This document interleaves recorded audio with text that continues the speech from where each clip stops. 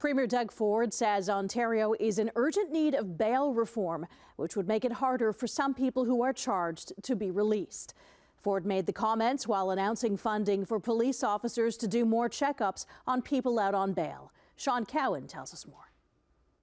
We're seeing too many innocent people lose their lives at the hands of dangerous criminals and repeat offenders who should have been behind bars. In fact, over the past 2 years, 17% of people accused of gun murders right here in Toronto were out on bail for other firearm charges. That's why the Premier says more police officers are needed to check up on people who are currently out on bail. So the province is spending $112 million on dedicated teams. This funding includes new money for the OPP, municipal and First Nations police services, to set up dedicated bail compliance teams to assist prosecutors with gathering evidence and assessing public safety risks during the bail hearing stage. The Premier says Ontario needs to keep high-risk reoffenders in jail. But a local criminal defense lawyer says bail is part of the justice system because everyone is presumed innocent.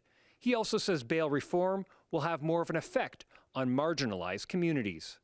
Mental health, substance abuse issues, people from racialized communities, because those are the individuals that a lot of the time get swept up in our criminal justice system.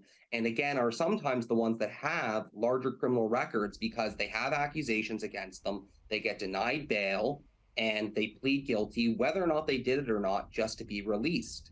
And therefore, when you're going to be talking about this bail compliance, those are the communities that you're going to have police officers entering into to perform these compliance checks. And it becomes almost a potential issue of over-policing in marginalized and racialized communities. The Premier is also asking the federal government to amend the criminal code and implement what he calls meaningful bail reform to prevent violent and repeat offenders from being released back into communities. But one local organization says that's not the answer. If he has that sort of budget to support the neighborhoods in community safety, then it would be better use of, instead of being reactive, to using that money for downstream resources so that he can support folks before they get to the point of being charged and incarcerated, because there's a revolving door with folks coming in and out of the systems. And the reason why there's a revolving door